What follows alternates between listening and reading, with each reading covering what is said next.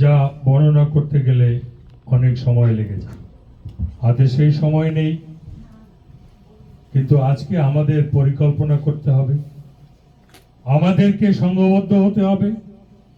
একজনে বলেছে আমরা পিতৃহীন, আজকে বঙ্গবন্ধু নেই, কিন্তু আমরা তার আদর্শের সৈনিক। আমাদেরকে তার আদর্শকে পুঞ্জি করে আমাদেরকে নিজে স্বয়ংক্রিয় স্বয়ং সম্পূর্ণ হতে হবে। প্রতিটি মুক্তিযোদ্ধাকে এভাবে নিজেকে নিজের পিতা মনে করে তার আদর্শ বুকে ধারণ করে আমাদেরকে প্রস্তুত থাকতে হবে। আমরা জানি না কখন ইশারা পাবো, কে ইশারা দেবে, হ্যামিল্টনের বাঁশিটা কে বাজাবে, বিড়ালের গলায় সেই ঘন্টাটাকে বাঁধবে। কিন্তু নুনুস্ত তেড়ে বসে আছে বেঁকে।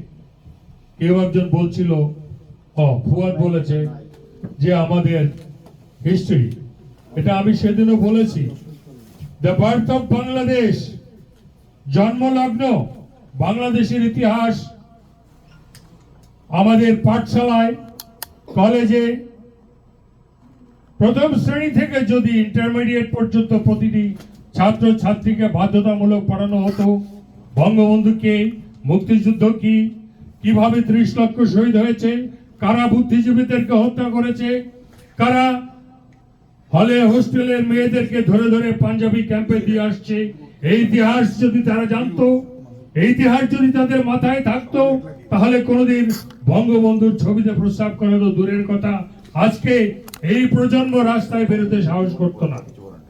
শিক্ষা ব্যবস্থা দুর্বল ছিল, সেখানে তারা বদলে দিয়েছে, মাদ্রাসা শিক্ষা ক্ষেত্র আরেকটা চালু করেছে, সমস্ত টাকা পয়সা সবকিছু অতিরিক্ত বরাদ্দ হয়েছে মাদ্রাসা শিক্ষা ক্ষেত্রে।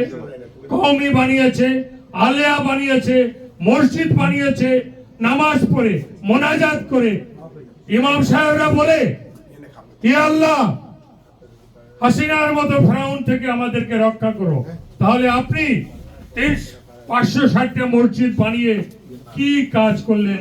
কতটুকু সওয়াব আদায় করলেন? কতটুকু দোয়া পাইলেন? আত্মসমালোচনা না করে পাই না। নিজের ঘরে শত্রু আছে, ঘরের শত্রু বিভীষণ, এটা আগেও জানতেন। 21 বছর লেগেছে বঙ্গবন্ধুকে হত্যার পরে আপনার হারানো রাজ্য ফিরে পেতে। তারপরেও আপনি সেই ভুলটাই করলেন।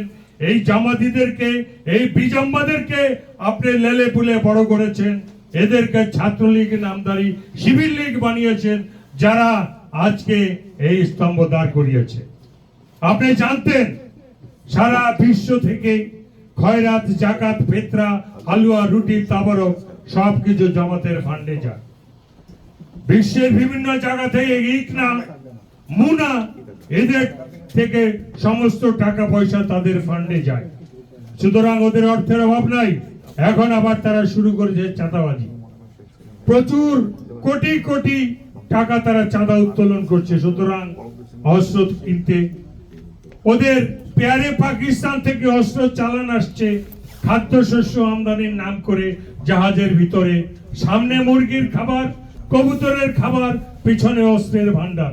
কি সুন্দর চালান আসছে ভিন্ন নামে। সুতরাং দে আর ফুললি আর্মড।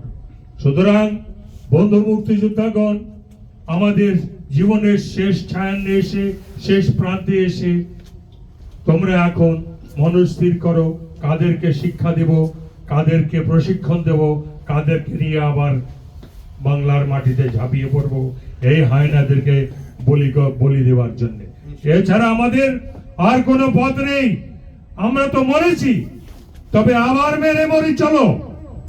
জয় বাংলা, জয় বঙ্গবন্ধু, জয় হোক বাংলার মেহনতি মানুষের। ধন্যবাদ। আমরা এবারে বক্তব্য রাখবার অনুরোধ করছি বীর মুক্তিযোদ্ধা মনির হোসেন, শেখ হাসিনা সংগ্রাম পরিষদের উপদেষ্টা মন্ডলীর সদস্য। ধন্যবাদ।